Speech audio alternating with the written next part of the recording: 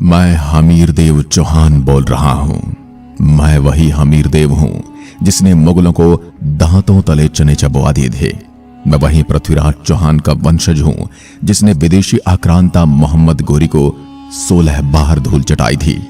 मैं राजस्थान का वो वीर शासक हूं जिसे आज भी मेरी वीरता और हट के लिए याद किया जाता है।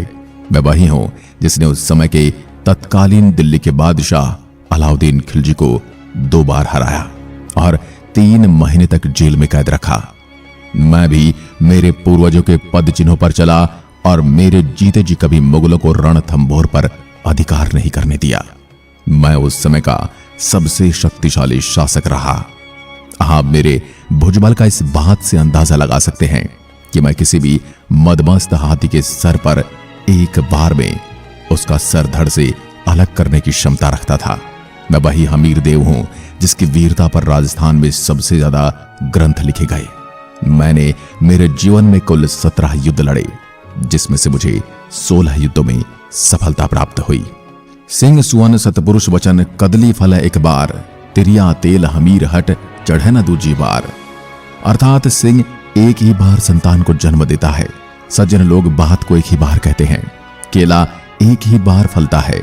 स्त्री को एक ही बार तेल एवं उपदन लगाया जाता है, अर्थात उसका विवाह एक बार ही होता है। ऐसे में ही राव हमीर का हट है। वे जो ठानते हैं उस पर दोबारा विचार नहीं करते।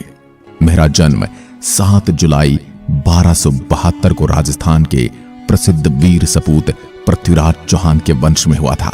मेरे पिता का नाम जैत्र सिंह तथा माता का नाम हीरादी था।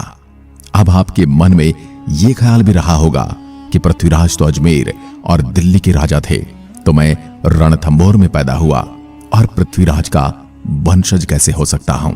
तो मैं आपको थोड़ा मेरे जन्म से पीछे की ओर लेकर चलता हूं, जिससे आप समझ जाओगे कि मैं कैसे पृथ्वीराज चौहान के वंश का हूं। तराइन के द्वितीय युद्ध के बाद मोहम्मद गोरी पृथ्वीराज चौहान के पुत्र गोविंदराज को अजमेर छोड़ने पर विवश कर देता है और गोविंदराज अजमेर से पीछे हटते हुए रणथंभौर पर अपना शासन कायम करते हैं। रणथंभौर में चौहान वंश का संस्थापक गोविंदराज चौहान को माना जाता है। गोविंदराज चौहान के बाद यहां पर कई शासक शासन करते हैं। गोविंदराज चौहान के उत्तराधिकारी वलन देव, प्रहलादन, वीर नारायण, वाघभट्ट, जैत्र सिंह हुए और यही जैत्र सिंह मेरे पिता हैं। मुझसे बड़े मेरे पिता के 2 और पुत्र थे। 3 पुत्रों में सबसे प्रतापी वीर और शक्तिशाली पुत्र मैं ही था। मेरे पिता ने अपने जीवन काल में ही मेरी वीरता को देखते हुए अपना उत्तराधिकारी मुझे घोषित कर दिया था। मेरा राज्य अभिषेक 1282 में रणथंभौर के दुर्ग में हुआ। राजा बनते ही मैंने रणथंभौर के छोटे से क्षेत्र में अपने साम्राज्य को कोटा, बूंदी, चित्तौड़ और वर्तमान जयपुर तक अपने राज्य का विस्तार कर दिया था। जब दिल्ली में जलालुद्दीन खिलजी का शासन था, तब रणथंभौर में मेरा शासन था। आपको बता दूं, दिल्ली और रणथंभौर के बीच युद्ध चौहान वंश की रणथंभौर में स्थापना से होने से ही शुरू हो गए थे। जब रणथंभौर में वीर नारायण का शासन था, तब दिल्ली के शासक इल्तुतमिश ने रणथंभौर पर आक्रमण किया और इस आक्रमण में इल्तुतमिश को मुंह की खानी पड़ी। इसके बाद भी दिल्ली और रणथंभौर के बीच में एक दूसरे की शक्ति और भुजबल का परीक्षण होता रहा और इन परीक्षण में रणथंभौर के शासक कहीं भारी सिद्ध हो रहे थे। जब दिल्ली पर जलालुद्दीन खिलजी का शासन था, तब जलालुद्दीन खिलजी ने रणथंभौर पर 1290 में आक्रमण किया। इस आक्रमण का मैंने बड़ी सूझबूझता से जवाब दिया और जलालुद्दीन असफल रहा और अपने मरते हुए मुस्लिम सैनिकों को देखकर उसने रणथंभौर के दुर्ग के बारे में कहा कि मैं ऐसे 10 दुर्गों को मुसलमान की दाढ़ी के एक बाल के बराबर भी नहीं समझता। ऐसा कहना जलालुद्दीन की सबसे बड़ी असफलता थी। अब आप ही सोचिए, अगर वह इस दुर्ग को इतना समझता ही नहीं था, तो वह इस दुर्ग पर आक्रमण करने ही क्यों आया। ये तो भाई बात हो गई कि खिसियानी बिल्ली खंभा नोचे। कुछ समय बाद ही जलालुद्दीन खिलजी के भतीजे या कह दे कि उसके दामाद अलाउद्दीन खिलजी ने जलालुद्दीन का वध करके अपने को दिल्ली का सुल्तान घोषित कर दिया। अलाउद्दीन खिलजी के सुल्तान बनते उसने विस्तारवादी सोच और इस्लाम के प्रचार का जिम्मा उठाया। अलाउद्दीन खिलजी की सेना ने जब गुजरात पर आक्रमण किया और सोमनाथ मंदिर व अन्य मंदिरों के कुछ अवशेष और लूटी हुई धनराशि अपने साथ दिल्ली ले जा रहे थे, तब अलाउद्दीन खिलजी की सेना के सेनानायक उलग खां और नुसरत खां के दल सैनिकों के बीच खजाने की राशि को लेकर विवाद हो गया और इस विवाद के चलते मंगोल मोहम्मद शाह और कहबू ने खजाने का महल लूटकर सैनिकों के साथ मेरी शरण में आ गए।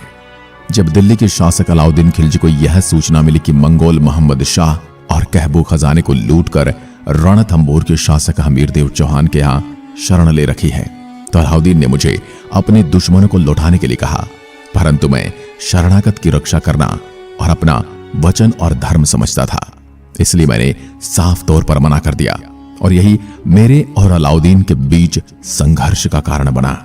जब यह समाचार अलाउद्दीन को पता चला तो दुश्मनों को लौटाने से हमीरदेव चौहान ने मना कर दिया है, तो अलाउद्दीन ने आक्रमण करने का निश्चय किया।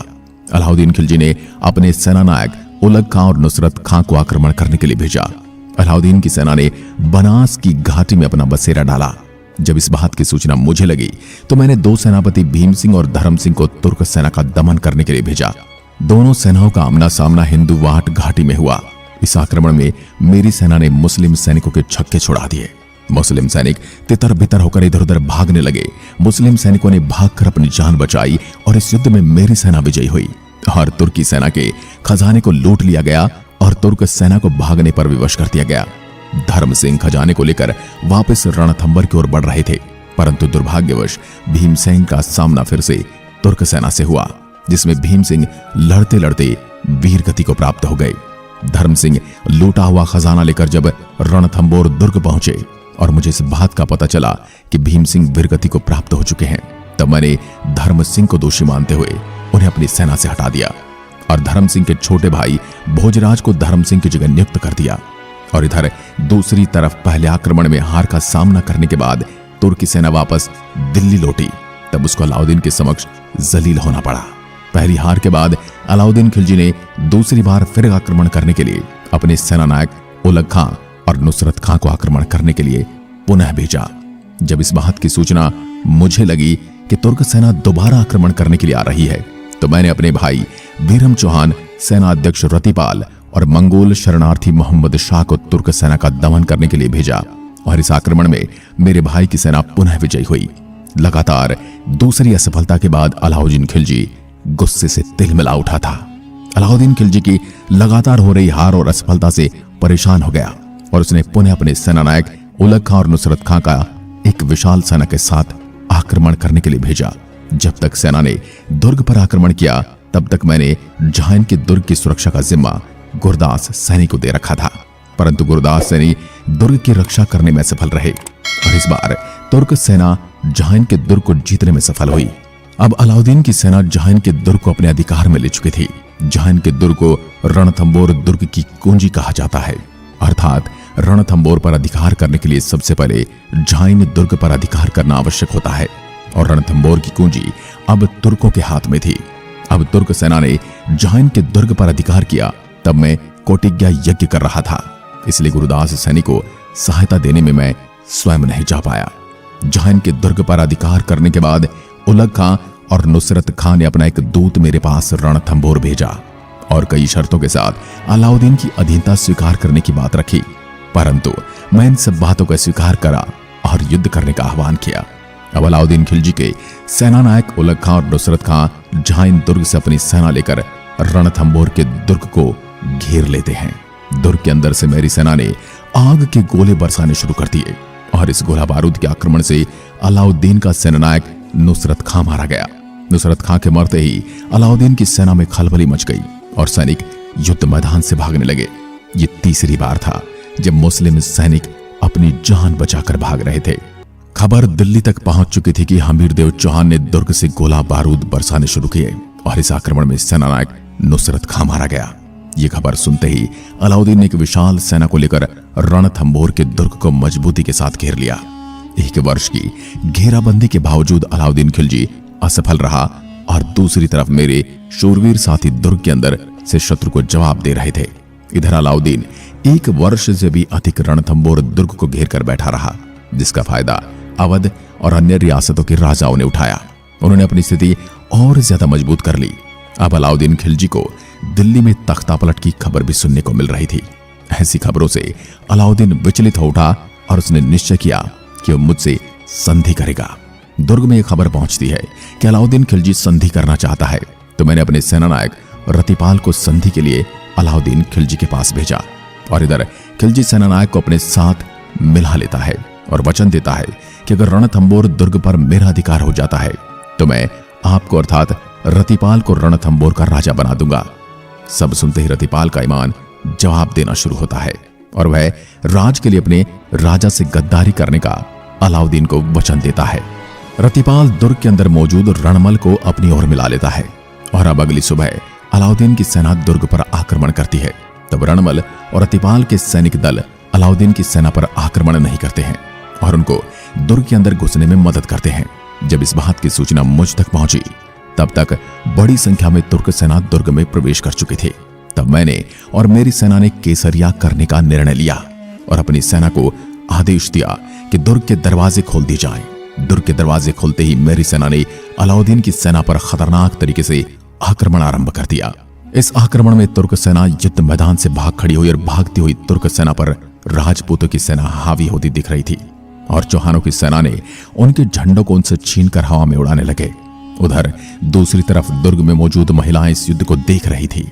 उन्होंने आसमान में उड़ते तुर्क झंडों को देखकर अनुमान लगाया कि हमीर देव चौहान उनकी सेना लड़ते हुए वीरगति को प्राप्त हो चुकी है और सभी रानियां जौहर कर लेती हैं। यह राजस्थान का पहला जौहर था, परंतु स्थिति इसके बिल्कुल विपरीत थी। युद्ध के पश्चात जब मैं दुर्ग में प्रवेश करता हूं तो मुझे अपशकुन का अंदाजा हो जाता है और इस सबका जिम्मेदार मैं स्वयं को मानता हूं। और किले में स्थित शिव मंदिर के यहां मैंने स्वयं का सिर काटकर महादेव के चरणों में चढ़ाकर पश्चाताप किया। जब मेरी मौत का पता अलाउद्दीन खिलजी को चला तो वह वापस आकर दुर्ग पर कब्जा कर लेता है। अलाउद्दीन का रणथंबोर के दुर्ग पर अधिकार हो जाता है। युद्ध मैदान में मौजूद अलाउद्दीन खिलजी का कवि अमीर खुसरो कहता है कि आज कफ्र यानी काफिर का गढ़ इस्लाम का घर हो गया। और दूसरी तरफ युद्ध मैदान में घायल पड़े मंगोल शरणार्थी मोहम्मद शाह को अलाउद्दीन के लाया गया। तब अलाउद्दीन खिलजी ने उसके इलाज की बात की और उसके पूरी तरीके से स्वस्थ करने की बात कही तो उसके जवाब में मंगोल शरणार्थी मोहम्मद शाह ने कहा, अगर तू मुझे ठीक कर देगा तो स्वस्थ होते ही मैं सबसे पहले तेरा कत्ल कर दूंगा और उसके बाद राजा हमीरदेव चौहान के किसी भी वंशज को रणथंबोर के दुर्ग का राजा बनाऊंगा और ताम्र सेवा करूंगा। इतना सुनते ही अलाउद्दीन ने तलवार के बाहर से मोहम्मद शाह का सिर अलग कर दिया। युद्ध के पश्चात अगली सुबह जब रणमल और रतिपाल अलाउद्दीन खिलजी के दरबार में पहुंचे तब अलाउद्दीन खिलजी ने उन दोनों का सिर धड़ से अलग करते हुए ये कहा कि तुम अपने राजा के ही विश्वसनीय नहीं हो पाए तो मेरे विश्वसनीय कैसे हो सकते हो? कल कोई और आक्रमण करने आएगा तो तुम दोनों राज के लिए मेरे विरुद्ध भी खड़े हो जाओगे। इतना कहते हुए अलाउद्दीन ने तलवार के बाहर से दोनों का सिर अलग कर दिया। अधिकार करने के पश्चात अलाउद्दीन खिलजी दुर्ग और राज्य, बच्चों, महिलाओं, बूढ़ों आदि का कत्लेआम करवाने लगता है और दुर्ग का जिम्मा उलग खां को सौंप देता है। हमीरदेव चौहान के पश्चात यहाँ के चौहान वंश का अंत हो जाता है। दोस्तों, हमारे इतिहास शूरवीर और बहादुर राजा हुए हैं जिन्होंने अपनी मातृभूमि की रक्षा के लिए सर्वस्व न्योछावर कर दिया था, लेकिन हमेशा किसी न किसी की गद्दारी की वजह से इस देश में विदेशी आक्रांताओं ने अधिकार जमाया है। लेकिन इतिहास के पन्ने हमेशा ऐसे वीरों की वीर गाथाएं दोहराते रहेंगे और इस धरती पर ऐसे वीर पैदा होते रहेंगे। आपको वीडियो पसंद आया हो तो इसको शेयर जरूर करें और ऐसे वीर राजपूत योद्धा के बारे में अपने विचार जरूर साझा